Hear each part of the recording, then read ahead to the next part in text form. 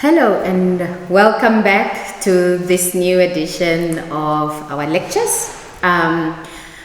In this new installment, I am looking at a specific topic, asking, is an open and inclusive internet for Africa a practicable possibility, or is it a pipe dream? In introducing this topic, I will give a bit of background. Africa has an estimated population of 1.4 billion people. And of these, 64.4% have access to the internet. And that's about 94.9 million people. The Southern African region, of which Namibia is located, is the region with the highest internet penetration rate in Africa, with at least 70% coverage. Nonetheless, the African population is estimated to be the fastest growing population, with an estimated reach of 2.5 billion by the year 2050. And this means a productive, working population with the highest potential skill force within the next few years. But what does these numbers really mean for an open and inclusive internet? And does that mean that an open and inclusive internet exists within Africa, given those many numbers of connectivity? And finally, the last question will be, is achieving an open and inclusive internet possible? In digging a bit deeper, we need to understand what is openness. What does it mean to have an open internet, or an inclusive internet for that matter? So openness requires a policy and legal framework to be in place. It also requires open standards that includes open sources and open resources. It looks at open markets. It also looks at open content, as well as open data and open government. And from an inclusive perspective, we're looking at infrastructure. In my previous installation, I spoke about infrastructure to a deeper level. It also looks at multi-stakeholder engagement. Recognize issues of gender, looks at issues of disabilities and how people with disability have access to the internet. It also looks at education and literacy, as well as language issues. And out of those, we will get to the findings, whether this is currently a pipe dream or a possibility in Africa within the next few years. So how do we get to this answer of whether this is possibility? So in doing that, we're canvassing key African content or resources that would inform whether we're able to achieve an open and inclusive internet. One is the African Union PRIDA project, which is called the Policy and Regulation Initiatives for Digital Africa. The other is the UNESCO ROMEX assessment framework that is free for usage by many of the African countries and other global or member nations of UNESCO. And we also considered USAID country profiles on ICT, and we focused on 7 African countries. So in understanding that scope in particular, the Africa Union Policy and Regulatory Initiative for Digital Africa, PRIDA, asks very key issues on achieving internet connectivity within the African region. One, it is asking for member nations to facilitate efficient and harmonized spectrum utilization. That's from an infrastructure perspective. The other is harmonizing measurable ICT and telecommunications policies, legal and regulatory framework. And finally, it also asks to strengthen the abilities of African stakeholders to actively participate in many of the global debates, internet-related debates. And so out of that, a key output emerges, one that asks that the continental harmonization of ICT policy, regulatory and legislative framework through the development of a monitoring and evaluating system.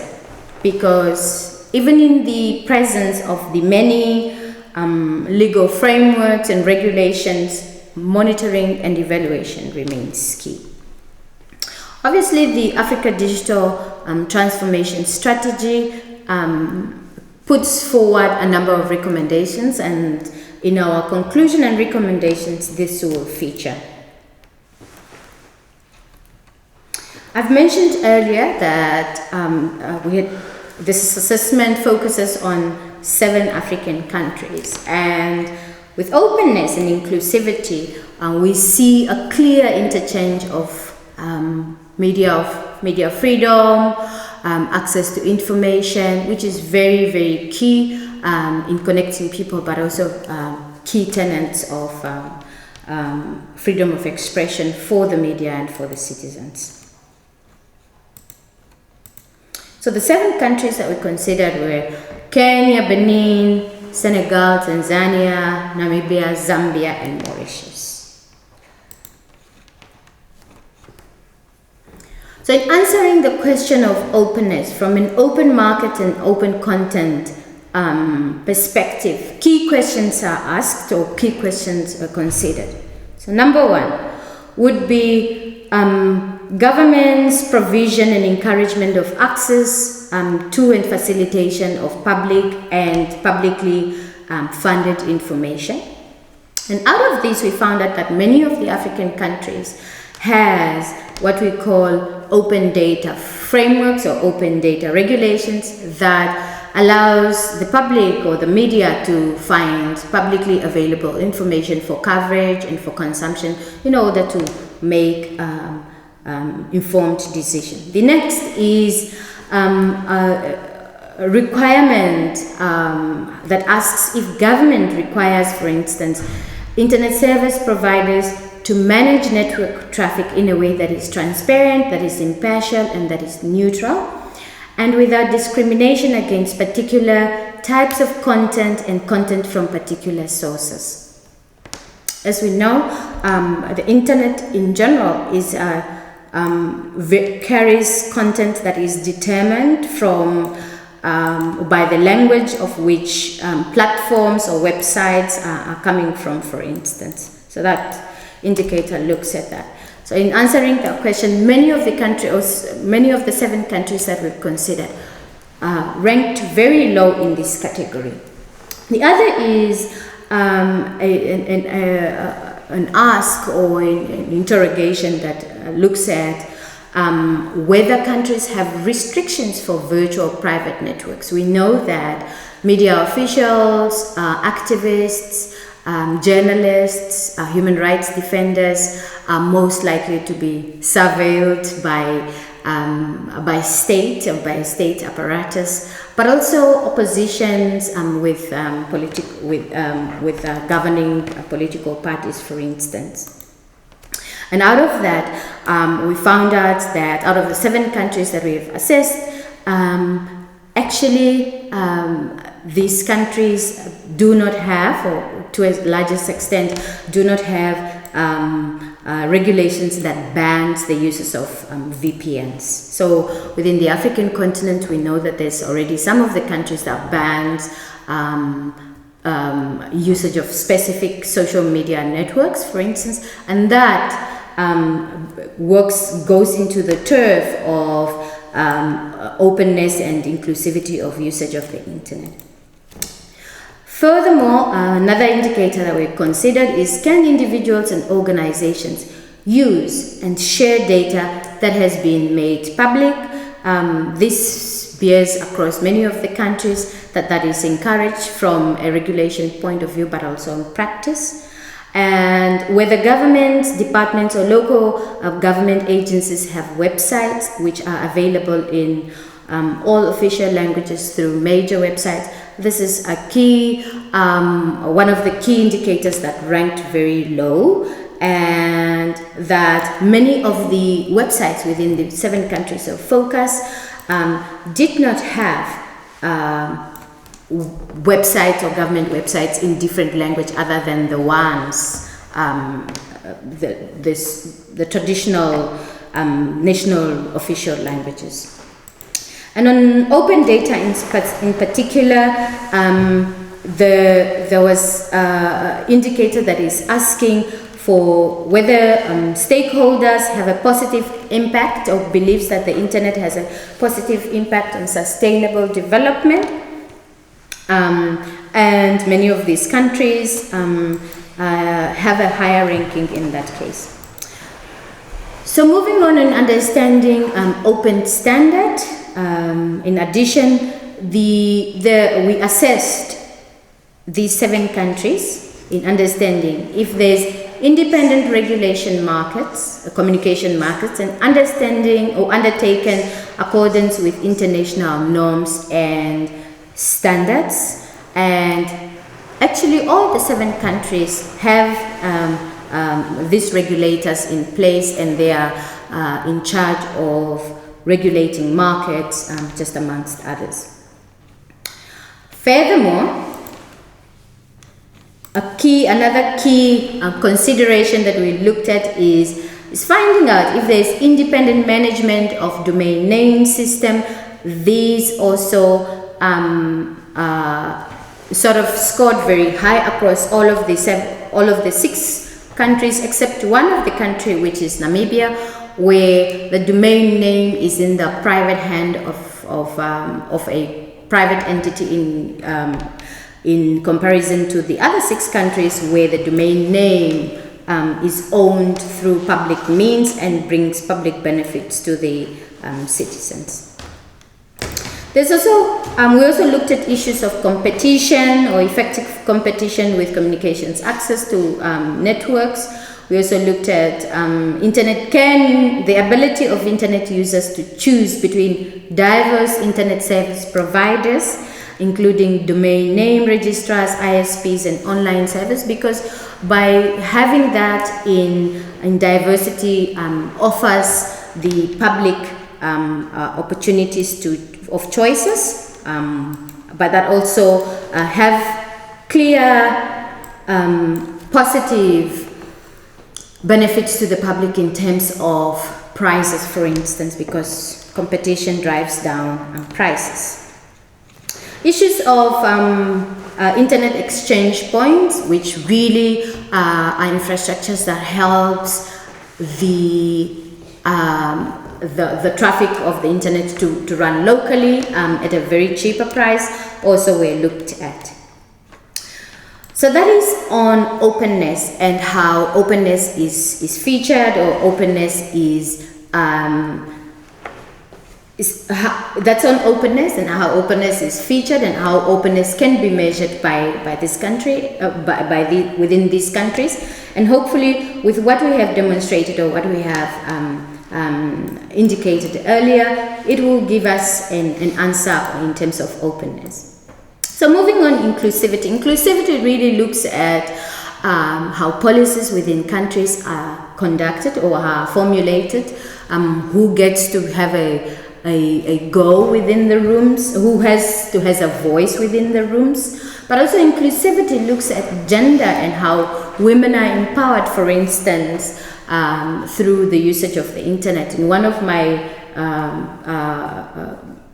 next installation of this lecture, I'll be looking at gender issues in particular as a mean of empowering communities.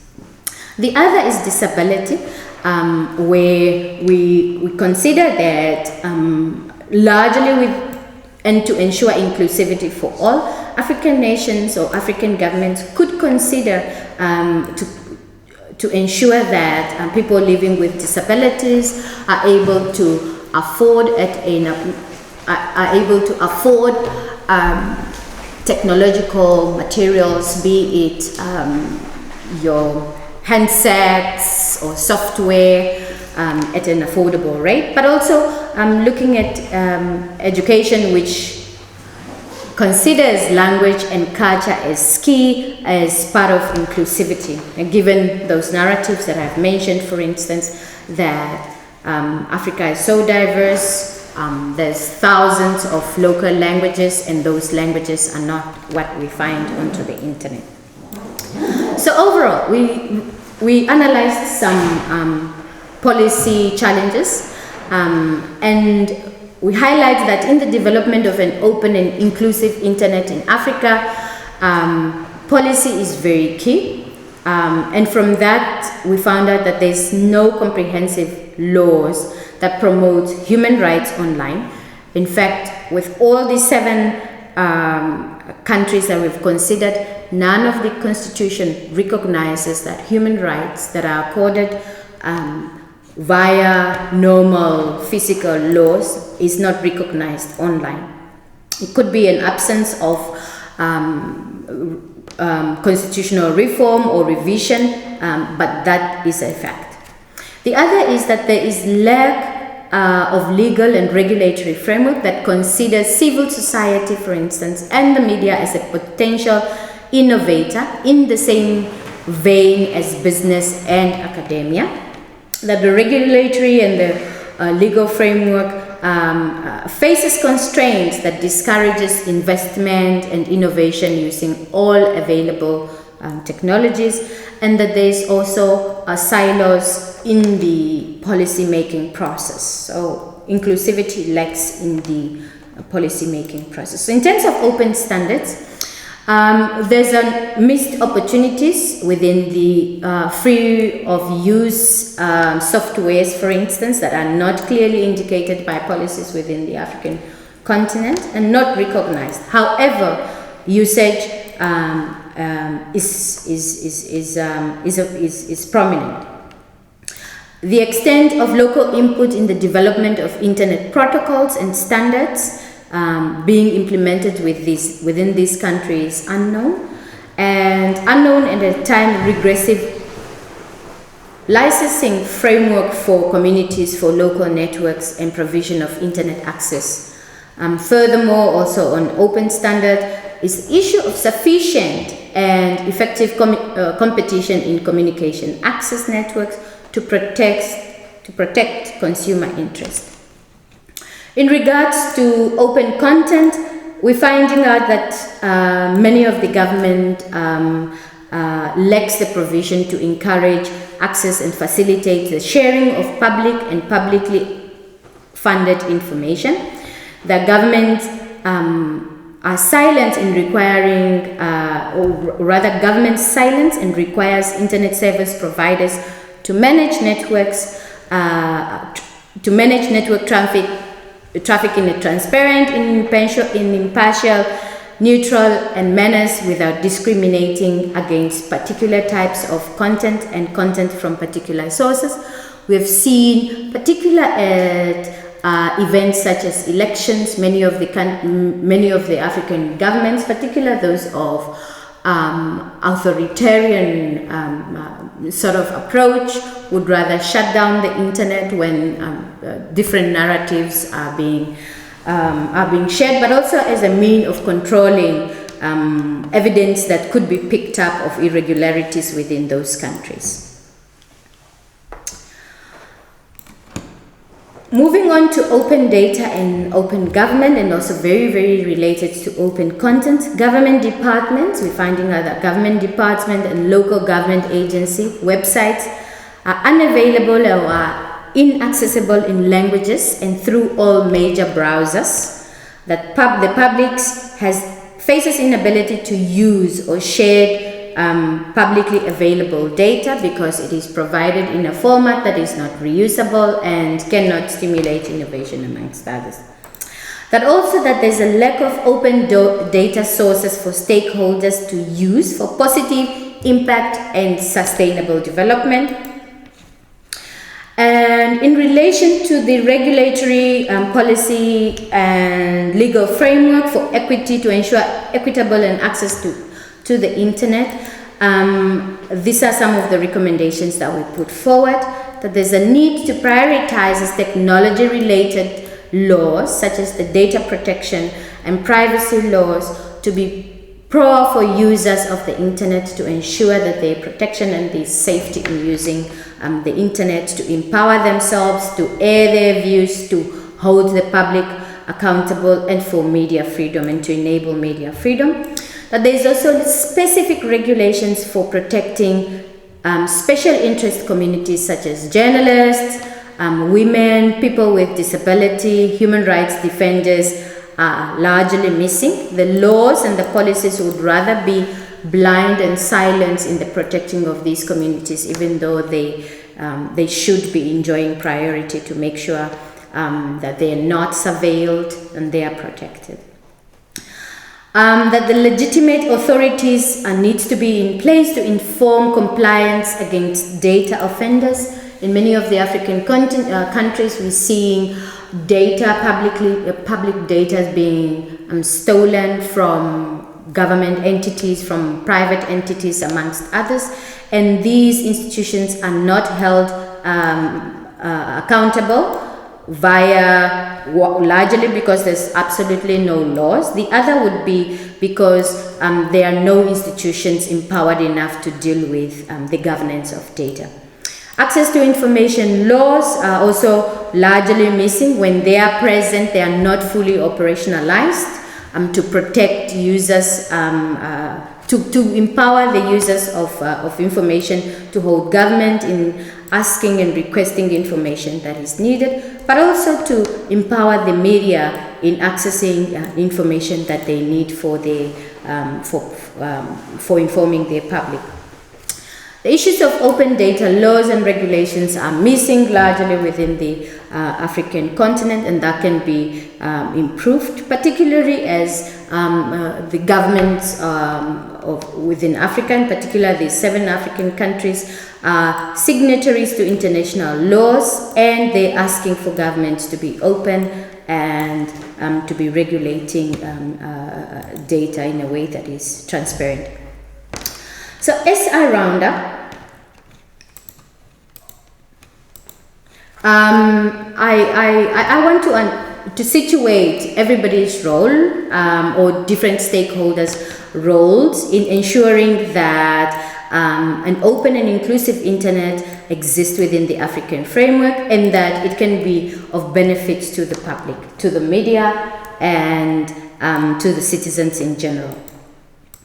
So in this, we're asking, how can technology companies and government work together to ensure that the internet is used to promote human rights and to further democracy rather than to undermine them? Number one, we're asking that, or we propose that there should be constitutional recognition of human rights online, that there should be there should be an openness and in transparency in reporting mechanism, particularly on issues of data, and that there should be an open engagement with the multi-stakeholder decision making process, where we're finding out that stakeholders get into the room and engage instead of a key example that we find, for instance, where telecommunications operators implement biometric collection methodologies, for instance, within engagement of all the other stakeholders, such as journalists, such as human rights defenders, such as the regulator, for instance, or even government or the academia to inform such decision.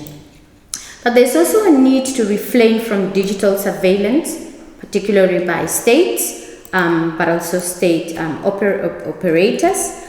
That there's a need to promote democratic values online, and there's a need to support and fund open data initiatives and effectively implement e-governance services and funding for media sustainability. In moving forward, I think I will just reflect on some of the lessons from far that could help the Africa situations. So in asking what are the lessons that can be learned from other regions that have successfully developed approaches for building an open and inclusive internet, and how can they be applied within the African continent? We're seeing in Latin America, for instance, where there's a liberalization of regulatory framework on community networks, empowering that last mile connectivity, and providing access to community at a price and content that they have choices in. In Australia, for instance, we're seeing platform funding for media sustainability, and this is also being pushed by UNESCO, who's asking that for regulation of social media platforms as they increasingly disempowering media locally by taking advertisers and by closing many news medias. But also we're learning from the EU, for instance, where regulations of the protection of prominent women from online violence, including journalists and human rights defenders, can be effective for the African continent. And finally, in ensuring that democratic spaces exist and they are protected online.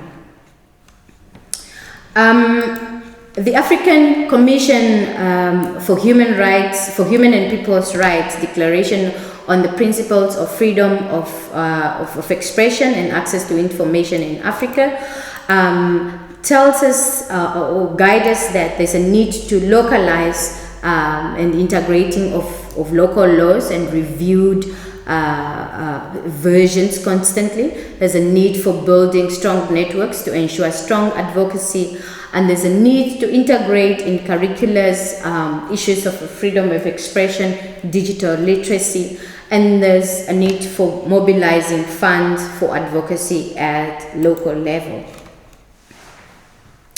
Finally, I will end with answering what is the role, if there is any, that strategic legislation can do at national, sub-regional level, regional level, and play in addressing the challenges that we've just highlighting.